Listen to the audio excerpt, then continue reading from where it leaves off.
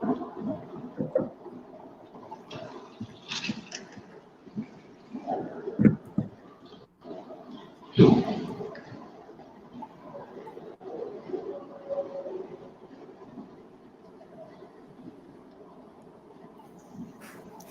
right, hey, what's going on, everyone? For all those who may not know who I am Reverend J, and this is a show I host called Let's Talk About It. I'm here with two of my friends, Diamond G, and my other friend, Jessica. And today we're going to be talking about men and women in relationships. I did two prior shows, one with the men only, and then which was very good, very good. Also, then one with the women only, which was real good. And now we're gonna merge the two to get two perspectives other than mine about some questions that people want to ask and want to talk about, but they don't. Once again, we're going to talk about it. But I want to give a minute for Diamond G to give information about himself, and also a minute for Jessica to get some information about herself. All right. Hello, everyone. Reverend J, Jessica, I'm very thankful to have this opportunity to be on this panel. I am the host of Diamond G Speaks. I am known as Gregory Leitner Jr., also as Diamond G. The show that I do, we touch on all types of issues, try to bring education to people and overcome some of the negative stereotypes, and talk about difficult issues, especially with law enforcement and being a person of color and things of that nature. So thank you, and I'm ready to go. And I am Jessica Bullock. I am a licensed psychotherapist, and I am the founder and owner of Life Options Counseling Services, which just celebrated its 12th year. I'm the co-podcast host of Jesus in Therapy, which is an online conversation about bridging the gap between therapy and psychology and religion. We also have a Facebook group, Jesus in Therapy, and I'm just happy to be here today. So I'm ready for the conversation. And once again, thank you guys for being on. Matter of fact, Jessica, I'm gonna have to do a show with you for what you're doing. Also, Diamond G also do a show specifically for what you're doing. I just love what you guys are doing and let get the word about more about what you're doing. We just gonna go back to one of the questions that myself and Jessica had. So just to give Diamond G ability to comment on it and give her perspective on it. One of the questions we received was that somebody said their spouse called them fat. The woman, her husband called her fat. And so again, Greg, so I have a question. How do you think a person should respond when they get a comment like that? You know, for me, it's almost like when someone, that's a loaded attack when someone says that to their spouse. Many times what we have are situations where men feel very comfortable with trying to basically tell a woman how they're supposed to look, and they don't really understand what type of issue it is. The second thing is that a lot of these guys out here are putting forth a double standard, and by that I mean this: it's hilarious at times. You'll see a guy who's fluffy, portly, real sloppy, and his old lady might be a little bit overweight, and he'll be like, "Oh, you're fat. You need to do something about that." And it's like, look in the mirror, buddy. But at the end of the day, it comes down to respect. That's respect, and it also has to do with communication. It's one thing if they're in some sort of a heated argument, and they're trying to dig and attack each other. and they're both throwing sideways comments, but just to be out of the blue, tell somebody, oh, you know what, you're fat. And it's like, oh, what?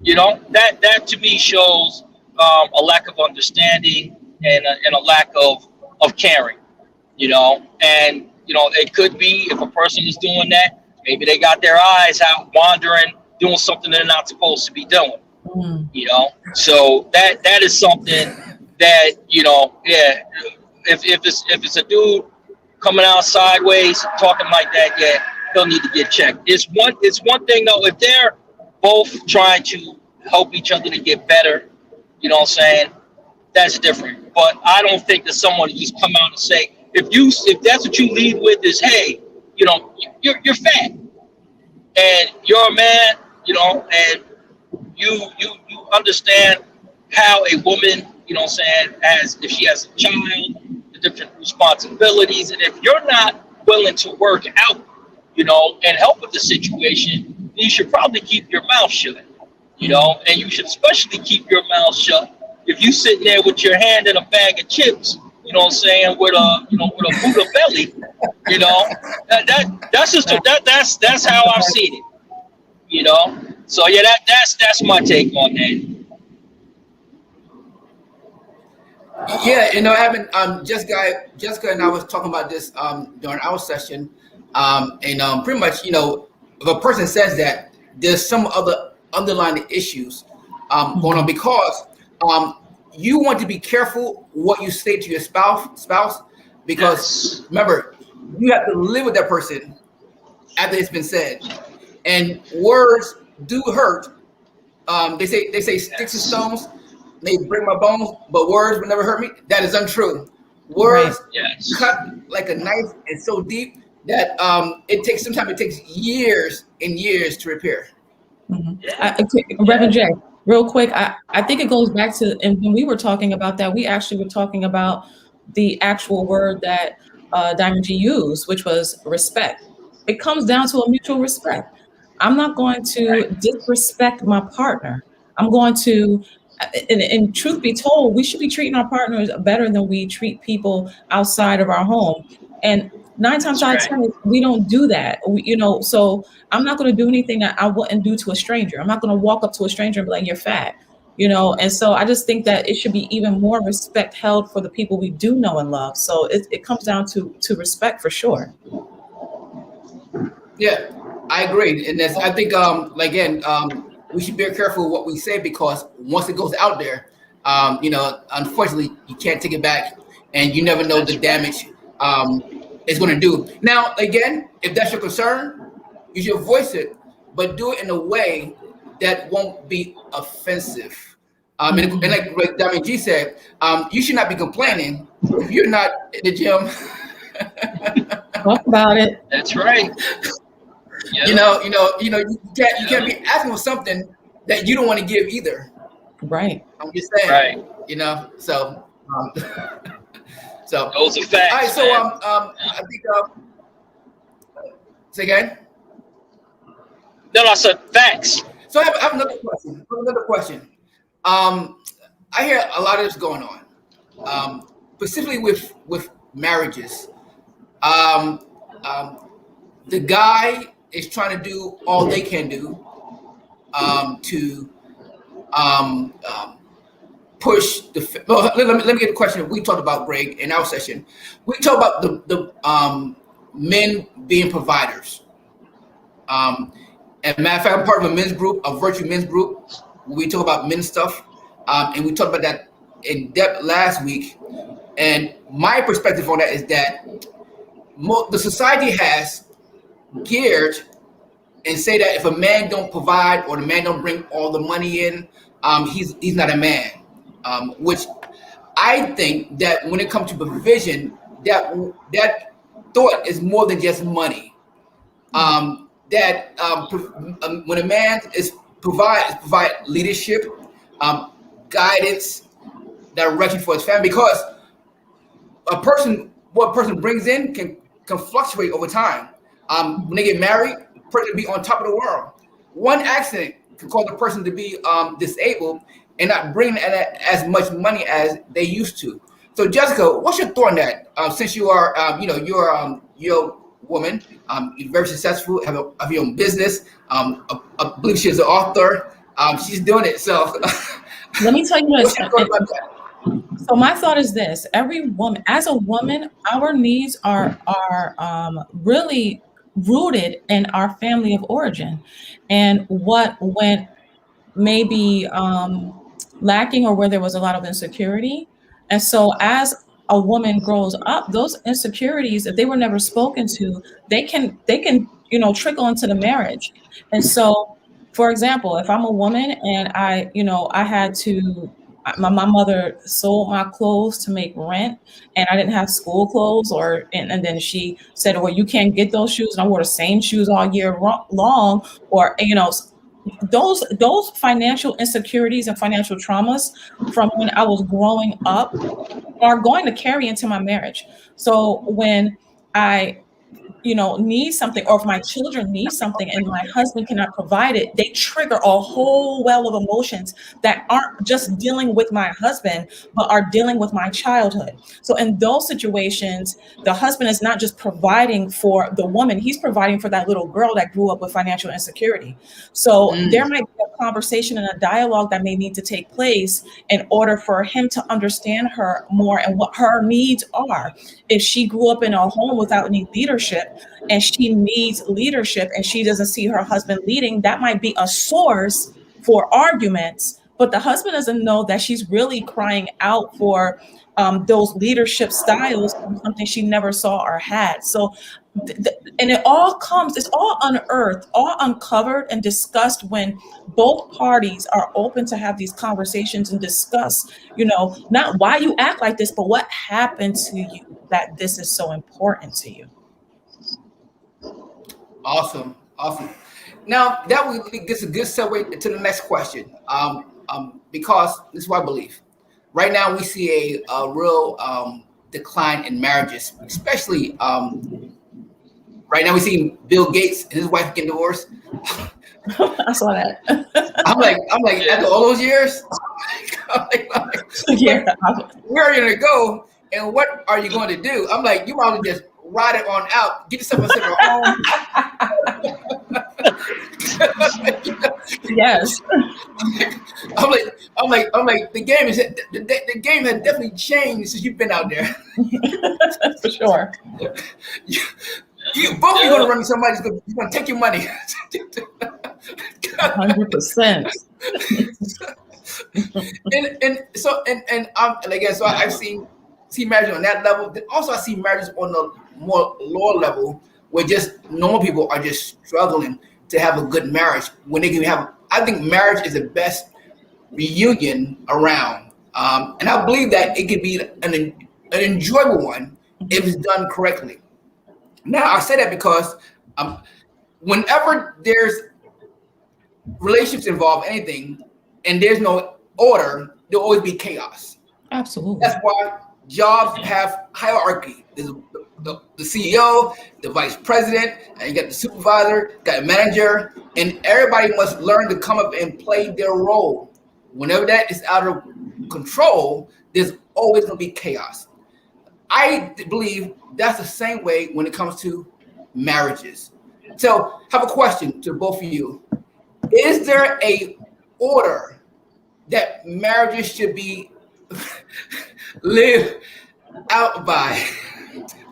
Nobody want to talk about this because right now it's what everybody is doing marriage based upon what they believe, which is not good because you got two people come from two different perspectives and they don't talk about this before they get married, and then they get married, then find out this is what the person believes. So, is there an order? Is there a standard how marriages should be lived out? I can start off with this one.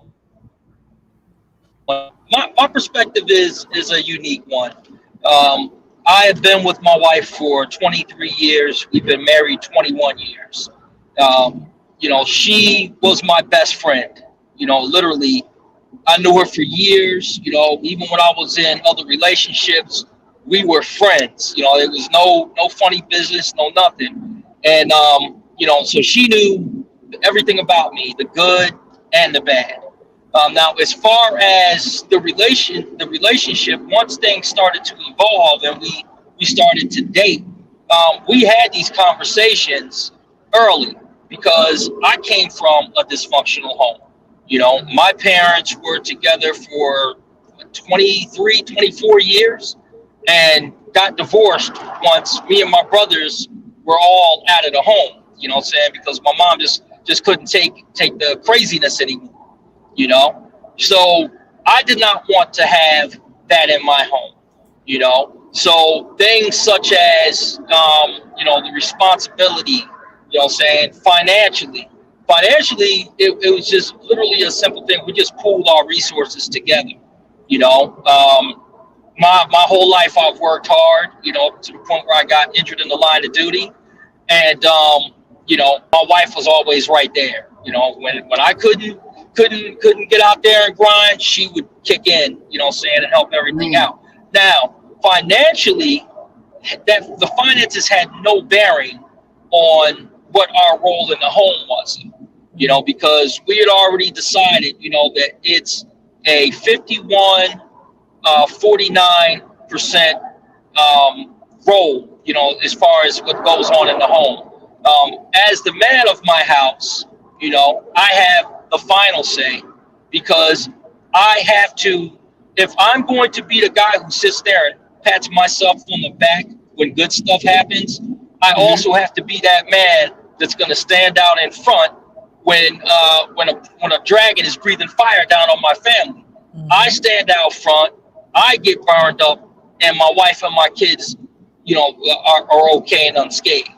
And I think that we've lost a lot of that, you know, in the society. You know, we've seen a lot of friends fall by the wayside. A lot of people get really caught up in the financial dynamics, and they try to basically intermingle those two, and you can't. And, I hate to be this guy, but again, it goes back to faith. Now, I was born and raised Jewish. I'm third generation. My wife was a Christian.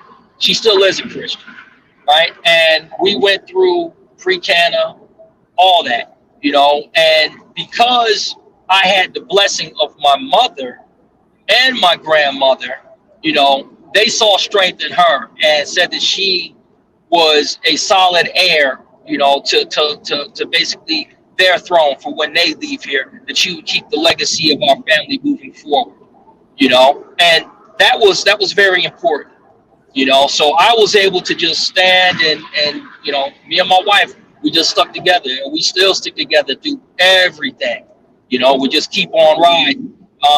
If there is a dispute, you know, if something is bothering me or something's bothering her, we talk about it.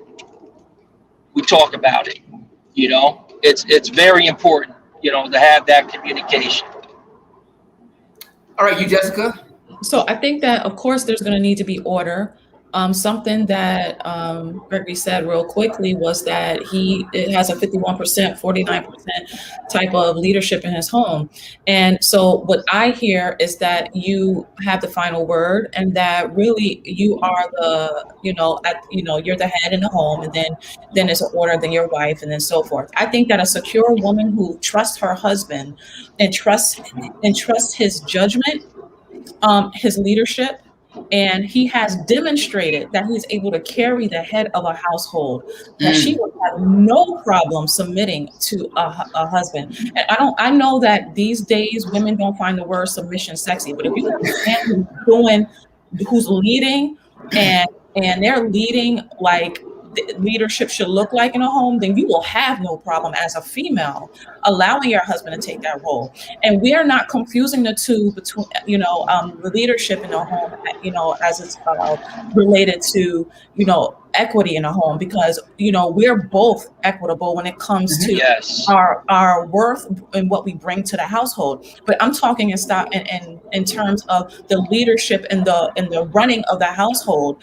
A secure woman who is able to identify the leadership in her man will not have a problem allowing him to be the man. Actually, if I was to be 100% with you guys. I don't think that there are enough men who are leading their homes in a way in which women can respect. So then, as a result, women put on the suit jacket, they put on the big boy pants and the Timbs or whatever you wear, the Stacey Adams, and try to play both roles. And I think that causes the chaos that you were alluding to earlier, Reverend Jay, if I could be honest.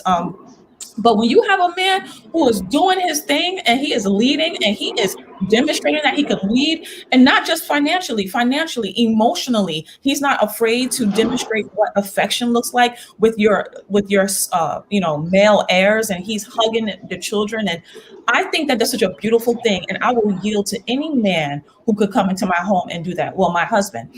And then secondly, I'm faith-based too. So the Bible says that, women submit to your husbands, right? But the Bible also goes further to say, and men, give up your authority to your wife as Christ did for the church.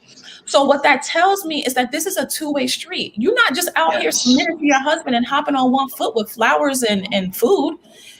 He's respecting you as the woman in a household, as you are him, the man in the household. And so I think that when you have that mutual understanding of your roles, you have a phenomenal household. I will have no problem submitting to my husband because he brings it every single day.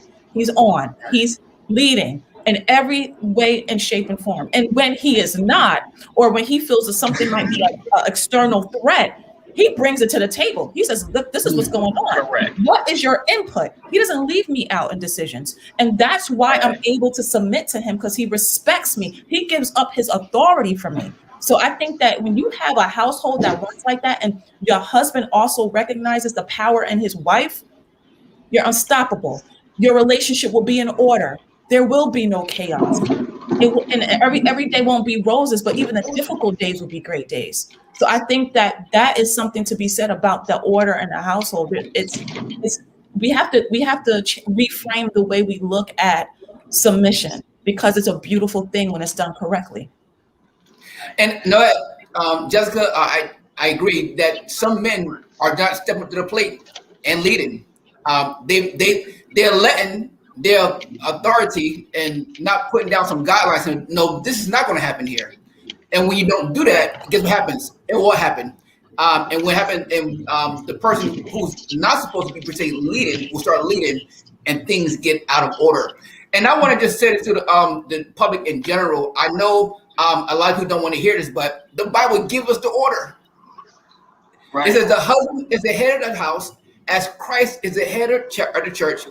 But at the same time, it says, why husbands love your wife as Christ loved the church, and he gave his life for her. So men, if you want to be a leader in your house, and if you want to call some shots, get ready to die.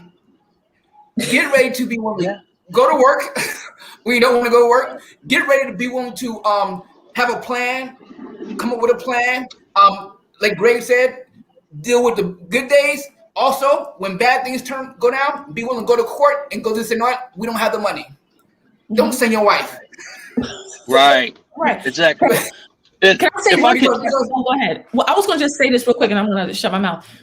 Women, submission is, a word that we have struggled with for generations, right?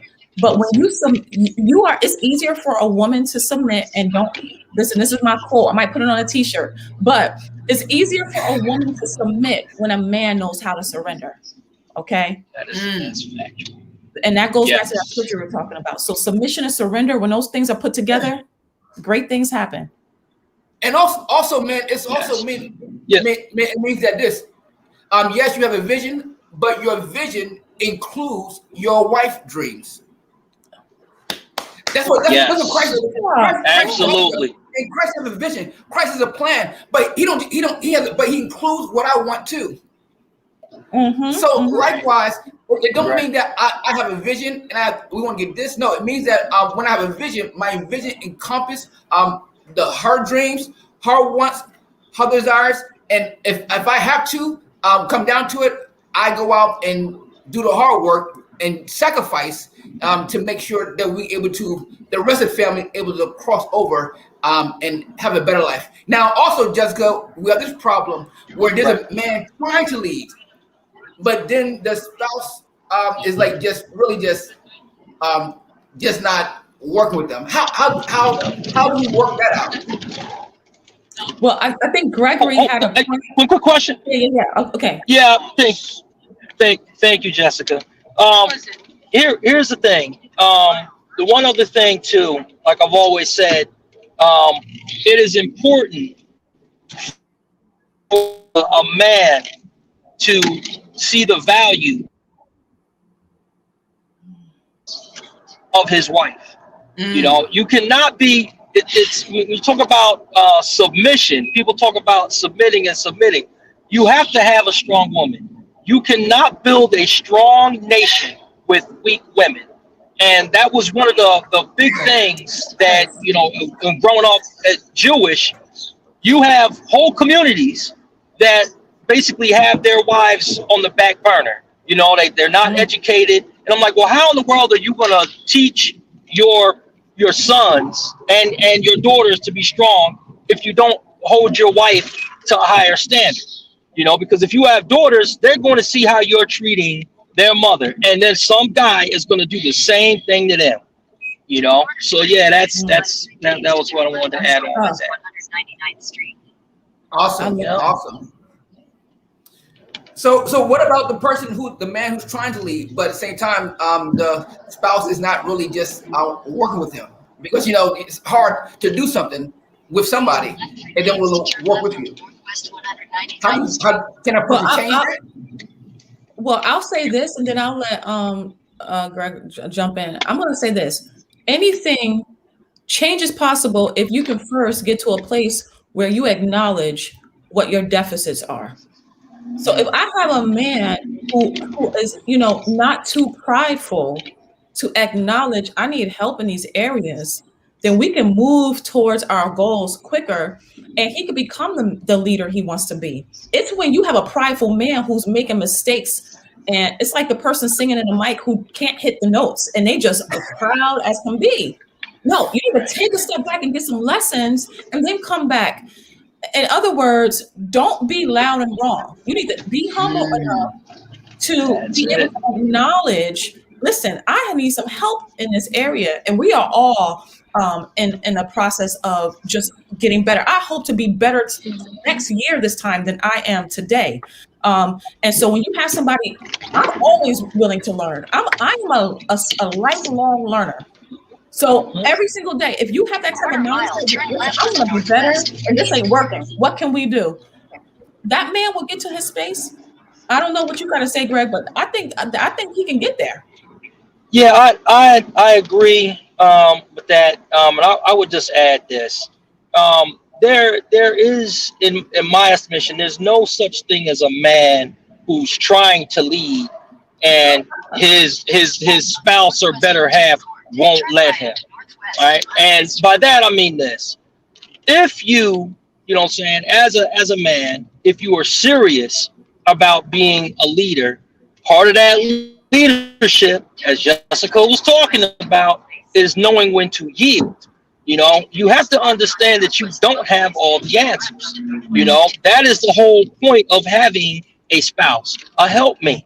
So when you drop the ball, they can be there to say, hey, listen, I saw how you were moving. It's not a good, this isn't a good thing, you know, and that's how I see it. You know, usually there's other things at play, you know, I mean, it could probably be for another show, but, you know, there are different dynamics that have been in play. And a lot of times you have a lot of trauma, especially with a lot of these brothers, where they feel, you know, they're being oppressed in the outside world. And they think that, you know, when they come home, it's like they got a God complex where the woman just has to do what tells them to do. So it's not a team type situation, you know. And then if their spouse is giving resistance to it, it's like, oh, well, she won't let me lead. Like, no, man, you know what I'm saying? You got to take a step back, you know, and you got to be able to concede the fact that you too are fallible, you know. So yeah, that's all I have to. Yeah, but other than that, Jessica, I agree with you 110% on that. Well, I think what Jessica said before was that if the man can show that he can lead, people will follow. And again, if you have a challenge where a spouse is not willing to follow you, either one, I say that says that they don't value what you bring to the table. You got to find out to show them that you're valuable to them, and show them. One thing I learned about this: everybody wants something. You have to show that person that you can help them get what they want. Now, of course, that goes into a broader issue of premarital counseling. You just may want different things. Right. Right. And I'm telling you, a lot of divorce happen because people don't think about all this that goes on to a long life relationship with commonalities and being together. Right now, next high-profile marriage that's going to divorce is Kanye West and his wife, and because they got the money, they got the kids, but they want two totally different things, and this divorce could have been avoided if they would have actually thought things out for long term and looked at each other's behaviors long term. Most people get married on the basis of just, oh, I love this person. Which I believe that I say you need a lot more than love. Can I say something real quick? I actually looked at these two cases because I was first of all, Bill and Melinda, like they my auntie and uncle, right? Bill and Melinda. They you know what was really the biggest reason why they separated was because they didn't have work-life balance, and they didn't know how to do all the things they did and keep their lives intact, spend quality time, intentional quality time with one another. And so I think that was a huge, it doesn't matter if you have billions of dollars or if you have 10. If you are in a relationship with another human being, there needs to be intentional time spent, quality time spent together. And with all that money and with all the things and the assets that they have, they still found work-life balance to be too difficult, so difficult that they decided to divorce after so many years. Again, going back to Kanye and what's her name? Kanye and Kim. Kim, yes. Yeah. Kim, you know, they didn't like he didn't like her work style, the way she worked, as far as the what she did and how she presented herself to the world.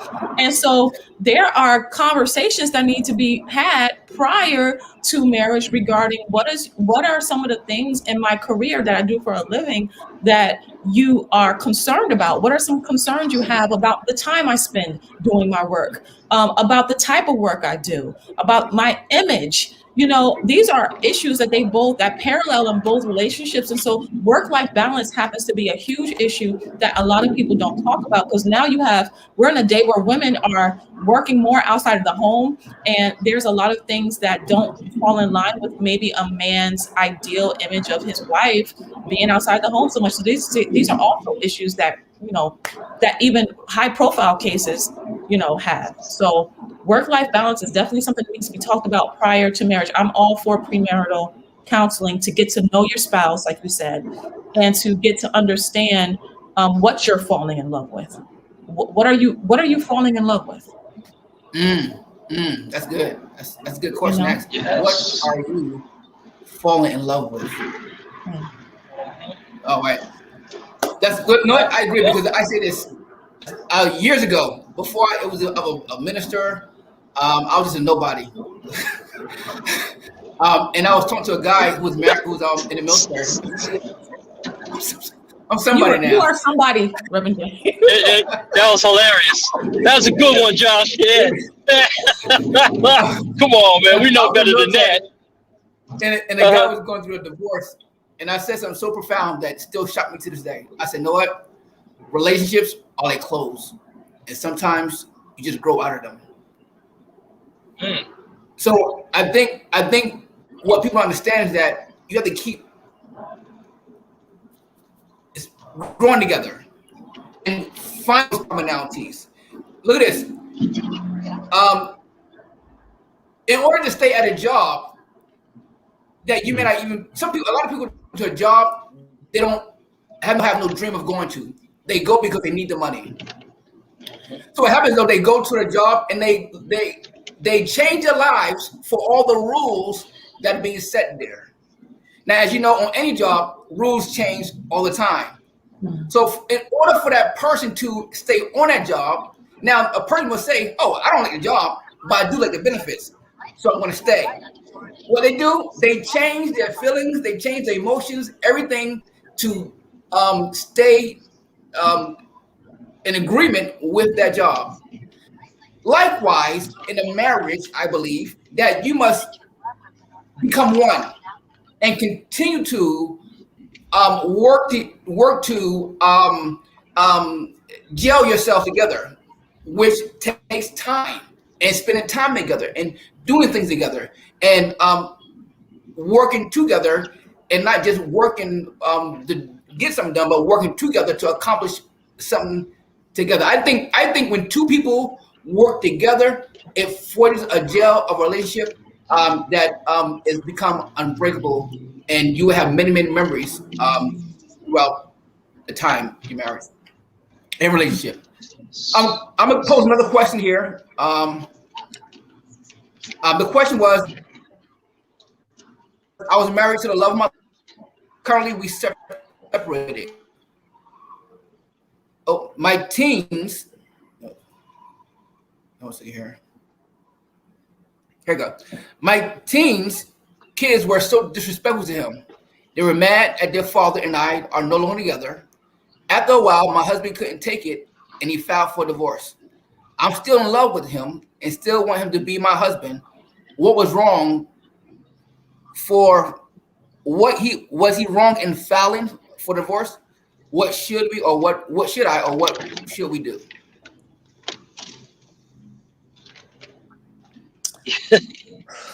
Well, you want to take this, Greg? Yeah, I'll start. I'll start off. But you're the expert, so yeah, we'll let you finish off on the back end on this one. Here's the thing. There are so many variables within this question here. The first when she said that she was married to the love of her life for about a year, and they're separated, and she apparently had already had a relationship previously, and her children from that relationship have been disrespectful to the new husband. So my thing would be this: before there can be any type of reconciliation, there's going to need to be a very serious amount of soul searching, and you got to try to figure out why it is that your children are so angry. What were the dynamics of the relationship? Did you somehow overlook some warning signs from the kids? Is there something else going on here? What was the time frame between you getting out of the marriage with your previous spouse and this new and the new spouse? Clearly, I think that's a volatile situation.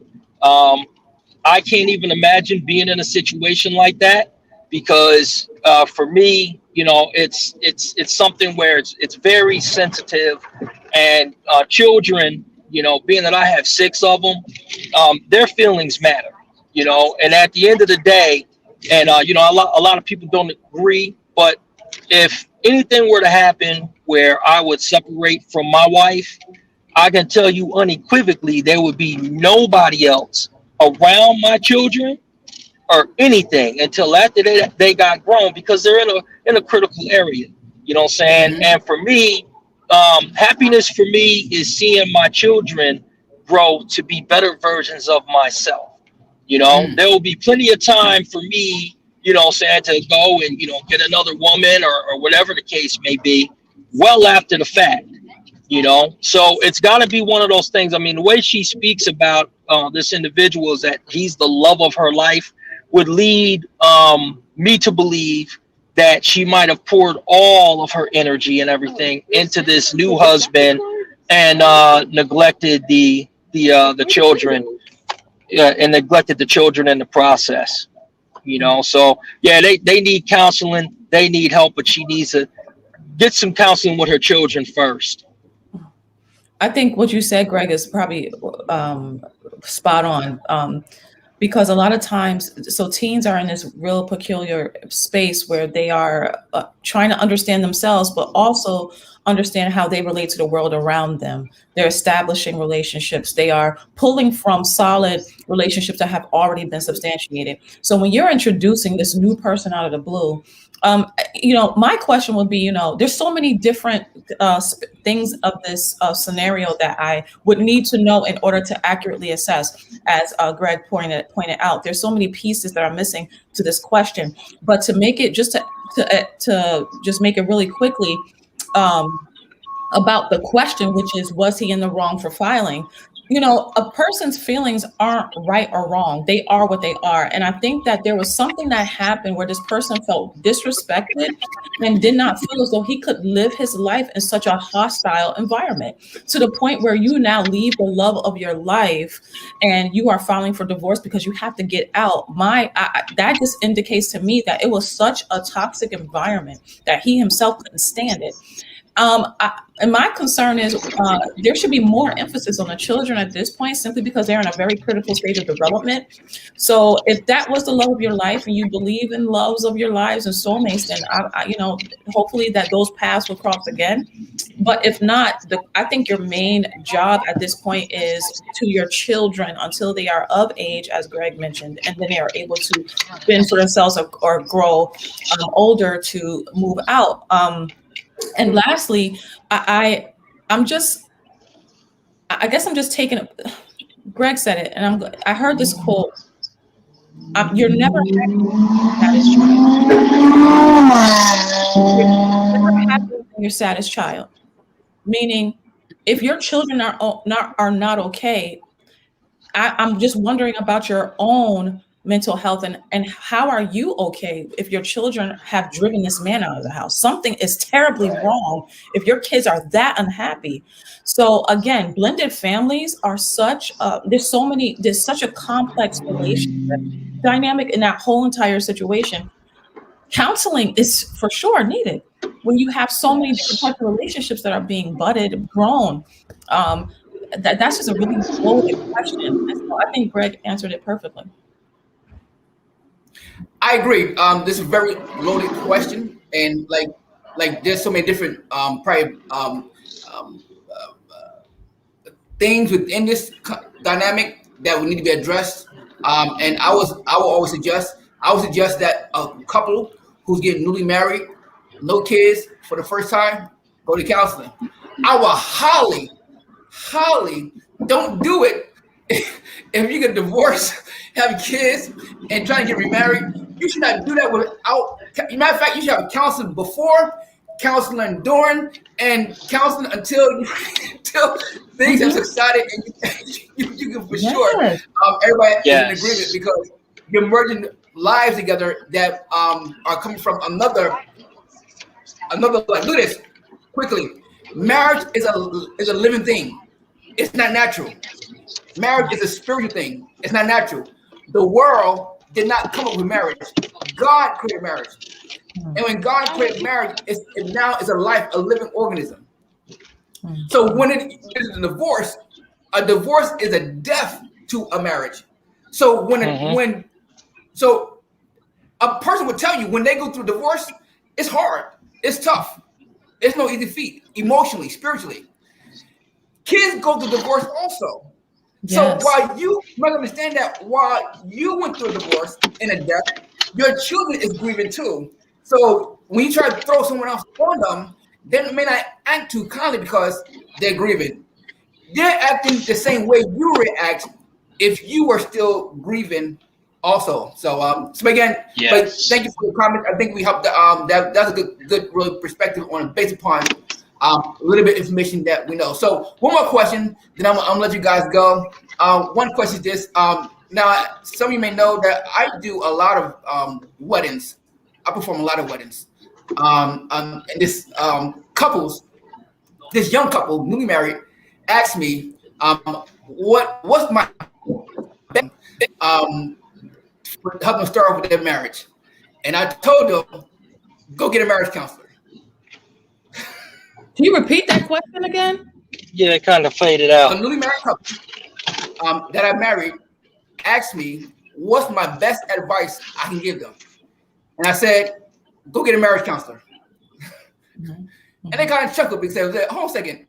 Most people tell you to get a marriage counselor when you got issues in your marriage. No, I suggest you get a marriage counselor when you start off, because that marriage counselor can give you guidance on how to be married.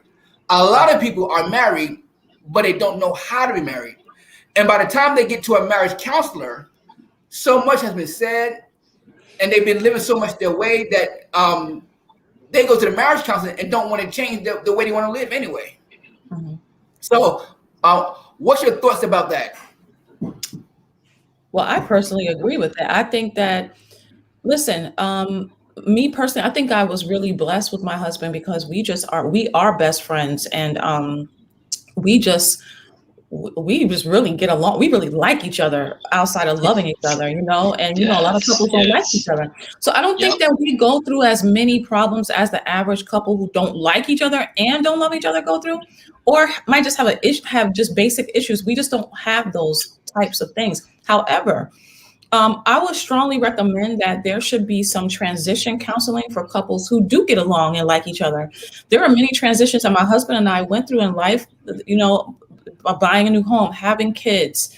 What does it mean to be a parent? What are some of the parenting styles you agree with, don't agree with? What do you do? What are some of your plans to think through, like parents getting older or sick? Do you guys are in agreement? What are your feelings about your parents living with you? Like, there's so many different life transitions that happen that even the best couple can benefit having conversations about. What are your Yes. fears? What is your relationship with money? How do you define privacy? Like, there's just so many different um conversations. Like, how do you maintain your individuality when you're so in love with someone and like them so much you want to be with them 100%, but how do you maintain your individuality as a person while you're in this? Like, there's so many topics that could be covered that you wouldn't just naturally talk about unless you're married to a therapist. But I think that because we have these conversations, but I think that it's highly effective to have these conversations when you're not fighting. Actually, it's helpful That's for the best time. therapists, to talk to couples when the plane isn't burning and crashing. When you Correct. feel a little turbulence, you're like, you know what? Let's check in. And so, even finding that therapist and just knowing who they are, even if I have a couple right now, I see them once a year for their yearly check-in. They don't come to me every month. They don't need to. They're healthy, but they treat it like an annual visit. And I'm like, you guys, how's the baby? She's 1 now. And like, I've talked with them every year since they've been married. It's such a beautiful thing. So I think that even the healthiest couples benefit. My husband and I, we have mentors. We talk to them during difficult times in our marriage. And again, I think that we just have been blessed to really like each other and be friends. But even what we define as difficult, we have mentors that we go and sit under to talk to. And we trust these people. We don't talk to them every year, but we do talk to them every couple of years and just say, this is kind of some of the things that we've been dealing with. Can you provide any guidance? They're also our spiritual advisors. So like, I think that every couple can benefit from counseling. That's the best advice, Jay, that you could have given them. Yes. Yes. Don't pass go. Yeah. Don't collect $2. Go straight to your marriage counselor.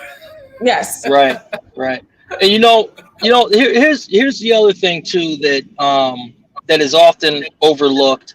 I think that a lot of couples, in this day and age, especially minority couples, we have gotten away from the extended family type of input and listening and speaking to our elders. I'm fully aware that there are a lot of people that don't like talking to counselors.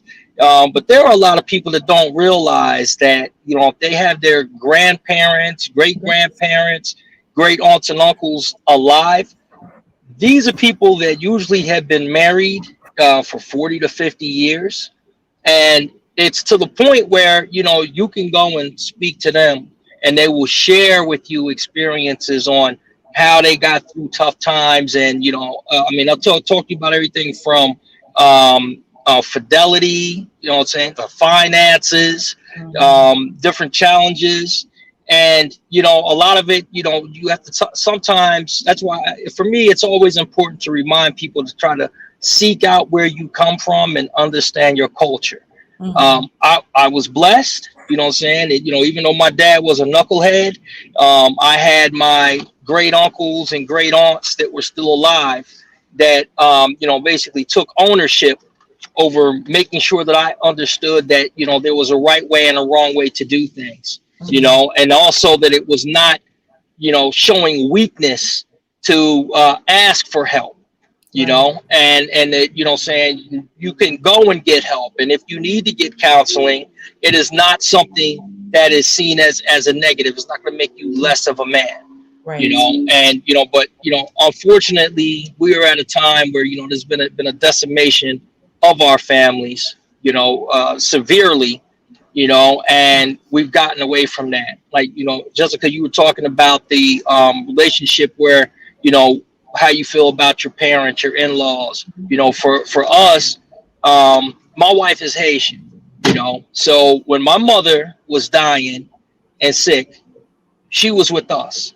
She moved in with us well before that because that was just a comfortable dynamic. Yes. Now her mother lives with us, and there's no type of, oh, I can't stand my in-laws.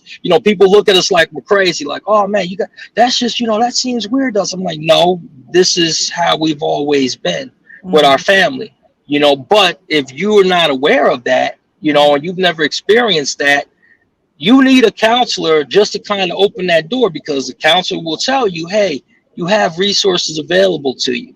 Like I'm great, I can help you, but you have people that are in your immediate circle that can provide you with some answers as to why you have certain behaviors.